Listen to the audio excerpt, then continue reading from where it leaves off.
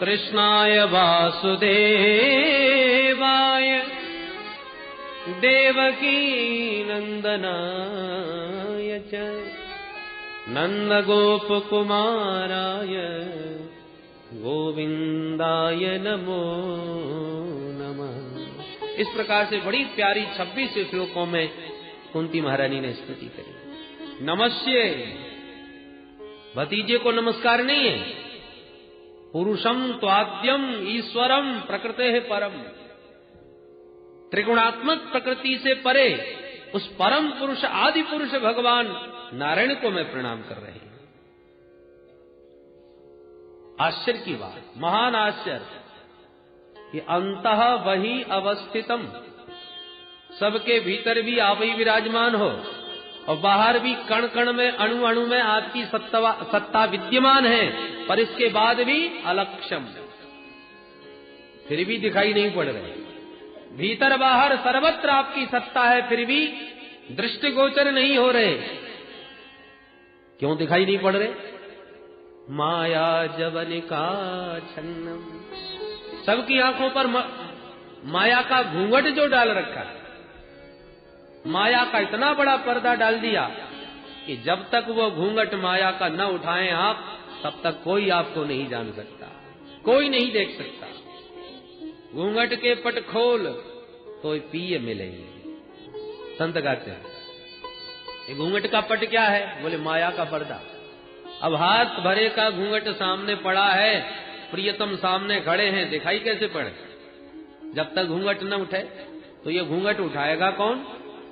अरे घूंघट उठाने वाले भी तो प्रियतम ही हैं। वो जब उठाते हैं तभी उनका दिव्य स्वरूप उस देवी को दिखाई पड़ता है। उसी प्रकार जीव की आंखों पर जो माया का घूंघट डाला है प्रभु ने, जिस पर खूब रीझ जाते हैं प्यारे, उसी का ये घूंघट उठा देते हैं। सो जानहि जहि देहु जनाई, जानत तुमहि तुमहि होई जाई। सो जानहि जहि देहु जनाई, जानत तुमहि तुमहि होई जाई। जिस पर खूब रीझ जाए तुमहि होई जाई, उसी का घूंघट ये माया का उठा देते हैं, तभी जीव आपको जान सकता है। ये माया का मतलब, माया कैसे कहते हैं? मां माने नहीं, या माने जो नहीं है और फिर भी दिखाई पड़ रही है, उसी का नाम माया। बोलो जय श्री कृष्ण। जैसे हम स्वप्न देखते हैं, है कोई भी नहीं, फिर भी सच मालूम पड़ता है कि नहीं? जंगल में घूमते घूमते हाथी दिख गया, पसीने छूट गए, भागे, दौड़े, चिल्लाए, तब तक हाथी ने हमको पकड़ लिया सूंड से। जब सूंड से हाथी पकड़ के हमारे ऊपर पैर रख ही रहा था कि चीख पड़े, और चीखते ही आंख खुल गई। जब आंख खुली तो हंसी आने लगी, क्योंकि ना जंगल था ना हाथी था, व्यर्थ में चिल्ला रहे थे, सब झूठा था। पर जब तक आंख नहीं खुली तब तक तो हाथी और जंगल बिल्कुल सच्चा ही मालूम पड़ता है। उस समय मिथ्यात्व का बिल्कुल भी बोध नहीं होता, इसलिए तो इतना भय हमको सताता है, चिल्ला पड़ते। उसी प्रकार जब तक विवेक, जब तक ये ज्ञान विराग नयन उर गारी, ये दिव्य नेत्र जीव के जब तक खुल ना जाए किसी सदगुरु की कृपा से, जब कोई ज्यादा डरने लगता है, स्वप्न में बड़बड़ाने लगता है, तो जागने वाले लोग हिला देते हैं, अरे आंख खोल भाई। जहां किसी ने जगाया तब कहीं वो कष्ट हमारा दूर होता है। मोह निशा सब सो बनिहारा, देखे स्वप्न अनेक प्रकारा। हम सब भी मोह की निद्रा में सो करके विविध स्वप्न देख रहे हैं, ये कर रहा हूं, वो कर रहा हूं, वहां जा रहा हूं, और ये कैसे होगा, वो कैसे होगा। कभी रो रहे हैं, कभी हंस रहे हैं, कभी नाच रहे हैं, कभी गा रहे हैं। और सदगुरु जब आकर के हाथ हिलाते हैं, हम कहानी आंख खोलते हैं, तो कहां इन झूठे झंझा बातों में भटक रहा है, गा रहा है और रो रहा है। चल देख अपनी आंख खोल करके तेरा स्वरूप क्या है। तब आंख खुलती है और तब ये स्वप्न हमारी समझ में आता है। जागे बिना स्वप्न की स्थिति समझ में नहीं आती। माया का भी स्वरूप ऐसा ही है। इस माया ने भी हमको जो असत है उसको सत रूप में दिखा दिया, जो सत है वो छुपा दिया। जादूगर यही करता है। जादूगर क्या करता है? जो नहीं है उसे प्रकट करके दिखा देता है, और जो है उसको गायब करके दिखा देता है। लोग हैरान रह जाते हैं।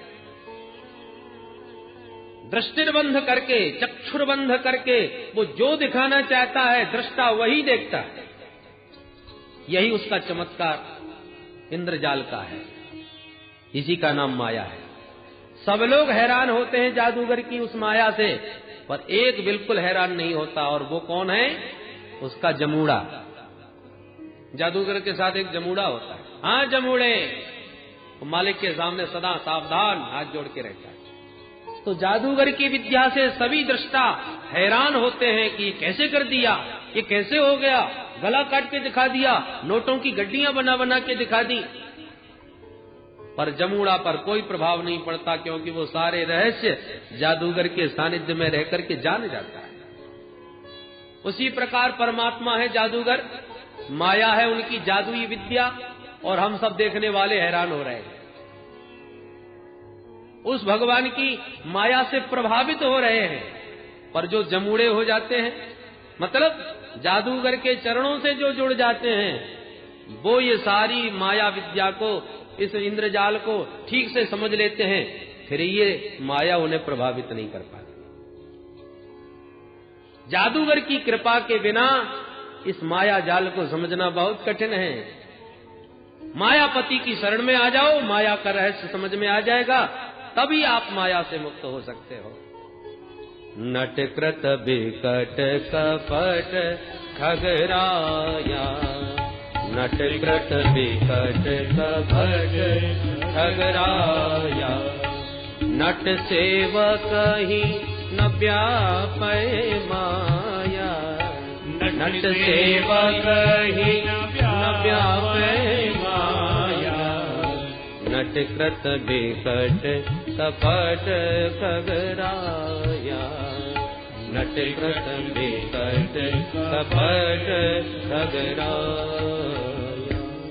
श्री कागभूषुंड जी महाराज कह रहे हैं पक्षीराज गरुड़ से, नट की बड़ी विचित्र विचित्र लीलाएं होती हैं, चमत्कृत रह जाते हैं दृष्टा, पर नट सेवक ही न व्यापै माया। जो नट का सेवक है, जमूड़ा जादूगर का जो हो गया, वो सब जानते हैं। इसलिए माया को सब कोई भजे, माधव भजे न कोई, और जो कदापि माधव भजे तो माया चेरी हो। जादूगर का सानिध्य प्राप्त करने वाला वो जमूड़ा भी एक दिन स्वयं जादूगर बन जाता है। डॉक्टर के सानिध्य में रहने वाला वो सेवक एक दिन खुद भी डॉक्टर बन जाता है। समझ में आने लगते हैं रहस्य। इसलिए प्रभु की कृपा के बिना ये माया का रहस्य समझना संभव नहीं। कुंती महारानी कहती है, प्रभु आपका ये जो श्री सुंदर विग्रह है, ये परमहंसों को भी श्री परमहंस बनाने के लिए, उन परमहंसों के हृदय में भक्ति योग का विधान करने के लिए ही आपका मुख्य रूप से अवतार हुआ है। आपके अवतार का मुख्य हेतु मैं तो यही मानती हूं। बड़े बड़े अमलात्मा, विमलात्मा, महात्मा, योगींद्र, मुनींद्र, संत, सन्यासी आपके इस रूप के रहस्य को नहीं जान सकते, तो कथम पश्येम स्त्रिय, मैं क्या समझूं एक साधारण सी स्त्री। मैं तो सिर्फ इतना ही जानती हूं कि मेरे भैया वसुदेव, भाभी देवकी के 8वें पुत्र हैं आप, इससे ज्यादा मैं कुछ नहीं जान सकती। पर हां एक विश्वास अवश्य प्रभु, कि जो कृपा आपने मुझ पर वर्षाई, ऐसी कृपा तो मेरी भाभी देवकी को भी आपसे प्राप्त नहीं है। भले ही आप देवकी के पुत्र हों, वो आपकी माताजी होंगी, और जो मुझे मिला वो देवकी को भी नहीं। भगवान बोले वो कैसे? बोले देखिए सरकार, देवकी के 8 पुत्र हुए, 8वें हैं आप। विवाह होते बिचारी को जेल खाने में जाना पड़ा, भैया ने बंदी बना लिया। एक एक करके संतान को पकड़ पकड़ के उसके भाई कंस ने उसकी आंखों के सामने मारे। अवाक बने, सब देखते रहे। परंतु जब मैं अपनी तरफ दृष्टि डालती हूं, कैसी आपकी अद्भुत कृपा। पति वंचिता विधवा, मैं अकेली अनाथ, मेरे 5-5 बच्चे, शत्रु कोई बाहर नहीं, घर में ही घुसे बैठे हैं। समझ नहीं आता कौन मित्र है कौन शत्रु है। प्रतिक्षण आक्रमण, प्रतिक्षण षड्यंत्र, और उन षड्यंत्रों के जाल में मेरे 4-5 बच्चे, मैं हर क्षण बंधे हुए थे। कितने कितने षड्यंत्र नहीं रचाए गए, पर कितनी बार आपने हमारी रक्षा की। 1-2 बार नहीं मारा। कहां तक गिनाऊं, कब तक गिनाऊं।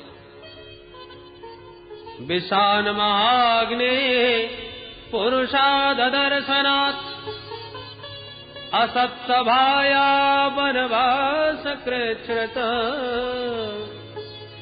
मृधे मृधे नेक महारथास्त्रतो द्रोण्यस्य तश्चास्म हरे विरक्षिता।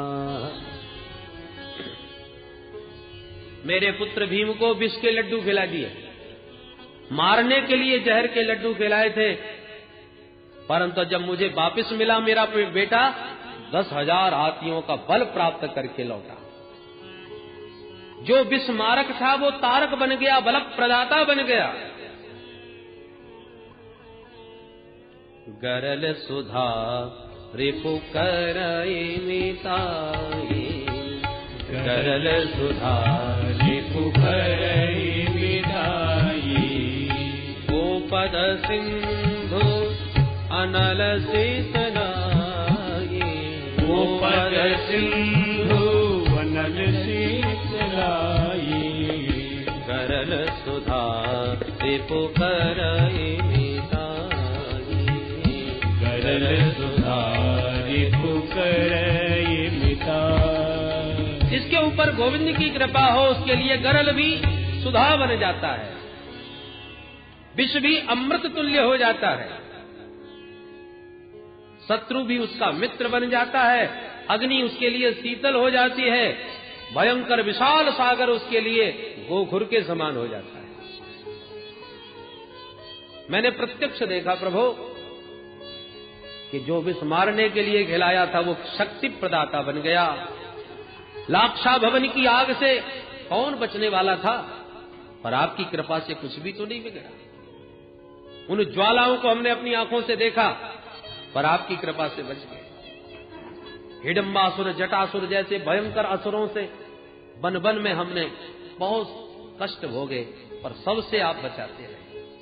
अरे ये संकट तो जीवन में यदा कदा आते थे, पर जब महाभारत युद्ध छिड़ गया तब तो मेरे 5 बालकों के चारों ओर काल ही काल था।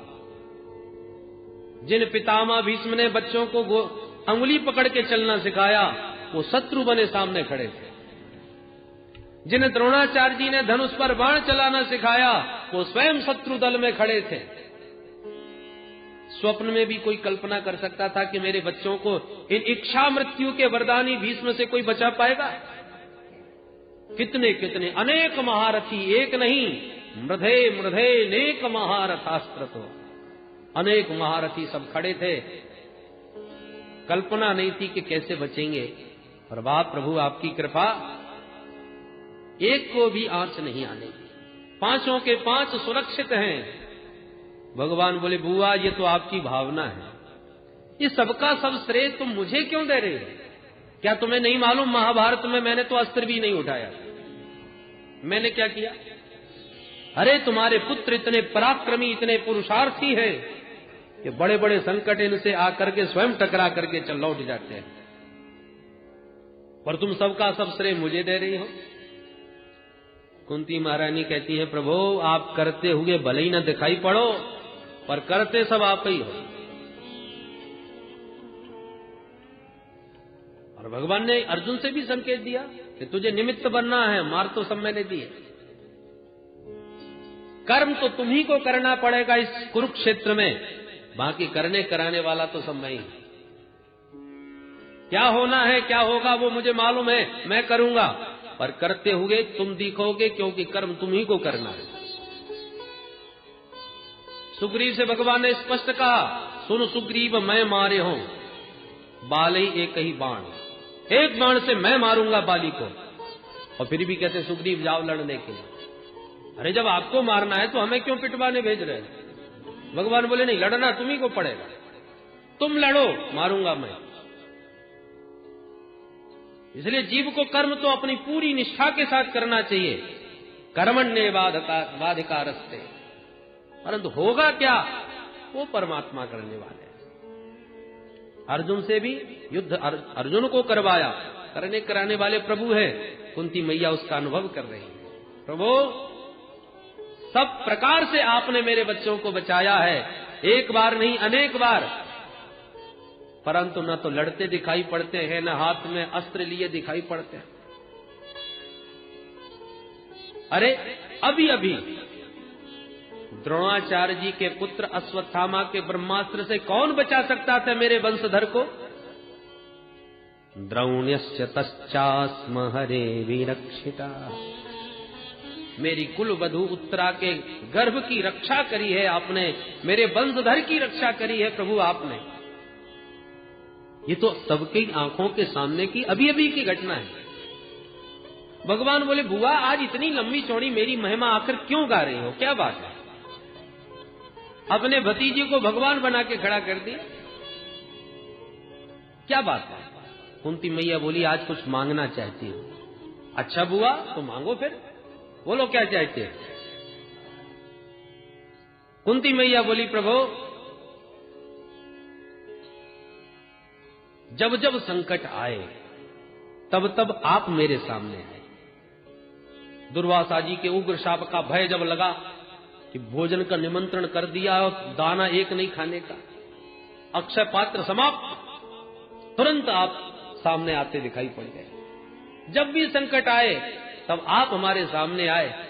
आज सारे संकट भाग गए, मेरा पुत्र चक्रवर्ती सम्राट के पद पर विभूषित हो रहा है, दुखों के बादल हट गए हैं, और जहां सुख साम्राज्य आया सोई आप हाथ जोड़ के बोले बुआ चलता हूं। तो प्रभु मैं तो यही वरदान मांगूंगी कि यदि विपत्ति काल में ही आप हमारे पास रहते हो और सुख समृद्धि आते ही हमको छोड़ के चले जाते हो, तो मैं वरदान मांगना चाहती हूं कि जीवन भर इस कुंती के जीवन में संकटों के बादल हमेशा छाए रहे, मेरे जीवन में कभी विपत्ति का अंत न हो। विपदः सन्तु नः सस्वत् तत्र तत्र जगद्गुरो भवतो दर्शनं यस्यात् अपुनर्भव दर्शनम्। विपदः सन्तु नः सस्वत्, जब तक जीवन है तब तक ये विपत्ति निरंतर इसी प्रकार आती रहे जैसी आती रही थी। भगवान बोले जय हो बुआ जी, कितने वर्षों तक विपत्ति का कष्ट भोगा, लोग विपत्ति के नाम से कांपते हैं और आप विपत्ति का वर चाहती हैं। कुंती मैया कहती हैं भवतो दर्शनम यस्या, उस विपत्ति में ही तो बार बार आपके दर्शन मिलते हैं, और केवल आपके ही दर्शन नहीं मिलते, अपुनर्भव दर्शनम, जिसको आपके दर्शन मिल गए उसे फिर बार बार भव दर्शन नहीं होता। अथवा अपुनर्भवानाम जीवन मुक्तानाम दर्शनम, अपुनर्भव दर्शनम, जहां भी प्रभु पधारते हैं जीवन मुक्त संत भी उनके पीछे पीछे भागते हैं। बड़े बड़े सिद्ध कोटि के संत देवता भगवान के दर्शन के लिए आगे पीछे दौड़ते रहते हैं। तो जब भगवान इंद्रप्रस्थ में पांडवों के पास आ जाते हैं तो आए दिन आज फलाने संत आ रहे हैं, आज अमुक संत आ रहे हैं, एक से एक सिद्ध कोटि के संत भगवान से मिलने के बहाने आया करते हैं। तो कुंती मैया कहती हैं आपके ही दर्शन नहीं होते, भवतो दर्शनम यस्यात् अपुनर्भव दर्शनम। अपुनर्भव नाम जीवन मुक्तों का, जो दोबारा संसार में लौट के आने वाले नहीं है। अपुनर्भवानाम जीवन मुक्तानाम दर्शनम, उन सिद्ध कोटि के संतों का भी आपके साथ साथ दर्शन होता रहता है। इसलिए चाहती हूं कि विपत्ति बनी रहे ताकि बिहारी जी भी बने रहे और बड़े बड़े सिद्ध कोटि के संत भी यहां पर पधारते रहे। क्योंकि नमो अकिंचन वित्ताय त्वाम अकिंचन गोचरम। आप तो अकिंचनों के ही परम धन हो, जो धन संपदा में ही अपना सब कुछ मान बैठते हैं, उसमें मिथ्याभिमान कर लेते हैं, उनसे तो आप दूर हो जाते हैं। याद आता है वो क्षण प्रभु जब मैया के माट मटका फोड़ दिए थे आपने, तो मैया ने कान पकड़ के बांध दिया था आपको उकल से, तो कैसे आंसू, आंखें मीड़ मीड़ के आंसू बहा करके रो रहे थे। वो दृश्य जब मेरे चिंतन में आता है तो मैं सोचती हूं क्या यही वो नारायण है जिसकी टेढ़ी भ्रकुटी होने पर स्वयं काल भी कांप जाता है।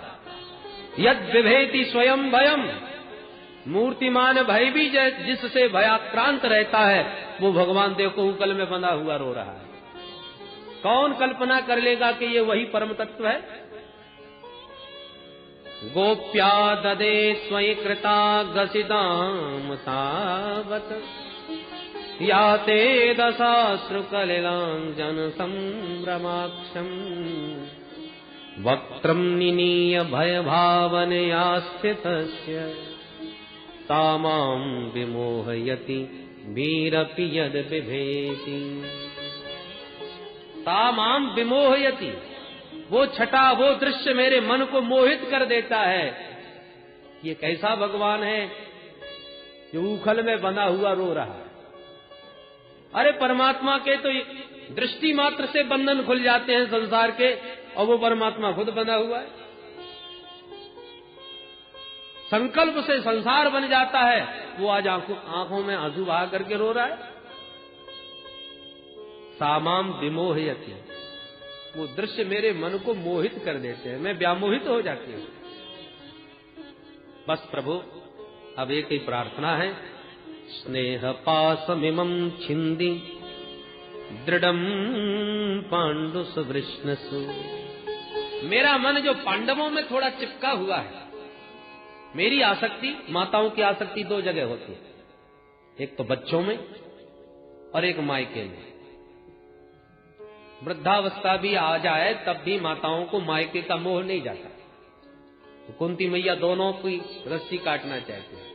स्नेह पास मिमम छिंदी दृढ़म पांडुसु वृष्णसु, मेरा जो स्नेह पास पांडवों में बंधा हुआ है और वृष्णवंशियों में, माने यदुवंशियों में जहां मैं पैदा हुई, वसुदेवादिक भाइयों के प्रति, ये दोनों रस्सियों को आप काट डालो और आप अपने चरण कमलों में मेरे चित्त को लगा लो।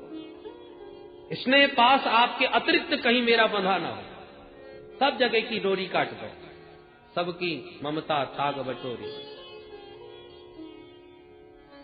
कुंती मैया ने जब ये दिव्य भावना प्रकट करी तो भगवान गदगद हो गए, प्रसन्न हो गए और बोले, बुआ यदि इतना आपका प्रेम है तो अब हम द्वारका जाते ही नहीं।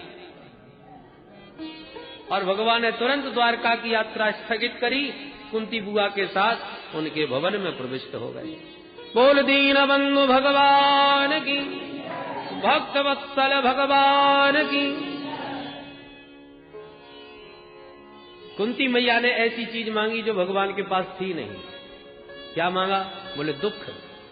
और भगवान जो आनंद सिंधु सुख राशि है, वो दुख कहां से देंगे? अरे वस्तु वही दी जाती है जो आपके पास होवे। जो साक्षात सच्चिदानंद है वो दुख देना भी चाहे तो कहां से दे पाएगा? उसके खजाने में है ही नहीं। और जो दुख रूप संसार है उससे तुम जीवन भर सुख मांगते रहो, वो कहां दे पाएगा? क्योंकि दुख रूप संसार में सुख है ही नहीं। दुखालयम शाश्वतम। जब भगवान को लगा कि बुआ ने मांगा दुख और मैं दे नहीं पाया, देना संभव नहीं, इसलिए भगवान ने अपने आप को ही दे दिया कि बुआ हम आपके साथ ही चलते हैं। पांडवों में आनंद की लहर छा गई। चलो चलते चलते प्रभु को बुआ के प्रेम ने रोक लिया, भवन में आए। पर एक दिन प्रभु ने देखा कि श्री युधिष्ठिर जी महाराज, धर्मराज थोड़े से चिंतित बैठे हैं, बहुत परेशान दिखाई पड़ते हैं। प्रभु आए, क्या बात है भैया? समस्त शत्रुओं का पराभव करके आज सम्राट की पदवी को विभूषित कर रहे हो, फिर भी मुंह लटकाए बैठे हो। युधिष्ठिर जी महाराज भी व्यामोहित हो उठे। हे प्रभु जरा बताओ, जिन महापुरुषों की अंगुली पकड़ के चलना सीखा, जिनकी गोदी में खेले, जिनको हमेशा दंडवत प्रणाम किया, मैंने उन्हीं सबको समाप्त करके इस गद्दी को पाया है। हमारे कितने स्नेही जन थे, प्रेमी जन थे, उन सबको मार करके उनकी स्त्रियों का सिंदूर हमने समाप्त कर दिया। जब वो विधवा स्त्रियां मेरी आंखों के सामने आती हैं तो मेरा चित्त व्यथित हो जाता है कि इस गद्दी के लिए मैंने उनका सुहाग समाप्त कर दिया। वो ग्रसित हो गए, भगवान समझाने लगे विविध भांत, पर युधिष्ठिर जी की समझ में बात आती नहीं, क्योंकि युधिष्ठिर जी श्री द्वारकाधीश प्रभु को अपना छोटा भैया मानते हैं, वात्सल्य भाव रखते हैं, अनुज की भावना है। और उपदेश तब प्रभावित होता है जब उपदेशक के प्रति गुरुत्व की भावना हो। यही प्रवचन कोई सफेद दाढ़ी वाला बोले तो ज्यादा समझ में आएगा। भगवान समझ गए इनको किसी बुजुर्ग के पास ले जाना चाहिए। भगवान बोले तो चलो पितामह भीष्म से मिलने चलते हैं। समस्त पांडव परिकर को लेकर प्रभु पधारे। पितामह भीष्म सरसैया पर शयन कर रहे हैं, बाणों की सैया पर लेटे हैं।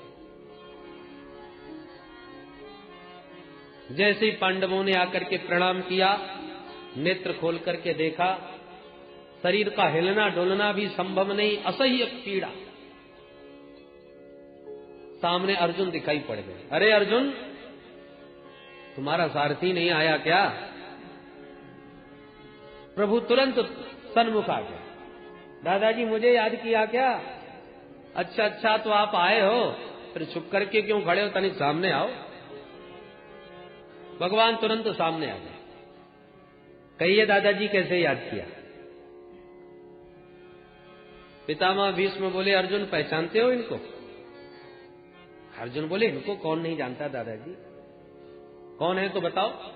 बोले हमारे मामा जी के लड़के हैं, हमारे मामा वसुदेव जी के पुत्र वासुदेव कृष्ण हैं। पितामह भीष्म हंसने लगे, वाह अर्जुन, कभी तो तुम मामा का लड़का बताते हो, कभी अपना सचिव बना करके परामर्श लेते हो, कभी दूत बना के संदेश वाहक बना देते हो, कभी गुरुजी बना के गीता का ज्ञान ले लेते हो, कभी सारथी बना के घोड़ों की लगाम थमा देते हो। कितने नाते हैं तुम्हारे। यम मन्यसे मातुलेयम प्रियम मित्रम सुहृत्तमम अकरो सचिवम दूतम सौहृदादथ सारथी। धन्य है प्रभु, आपके प्रेमी जो बनाते हैं आप वही बन जाते हैं। तोहे मोहे नाते अनेक मानिए जो भाव है, जो चाहो भगवान वही बन जाए। बोलो जय श्री कृष्ण। भगवान सेवक बनने को भी तैयार हैं, कोई सेवक बनने वाला तो मिले। भक्तवाल में एक बड़ा सुंदर प्रसंग आता है। श्री ज्ञानदेव जी महाराज के कृपा पात्र शिष्य श्री नामदेव जी महाराज और त्रिलोकचंद्र जी महाराज,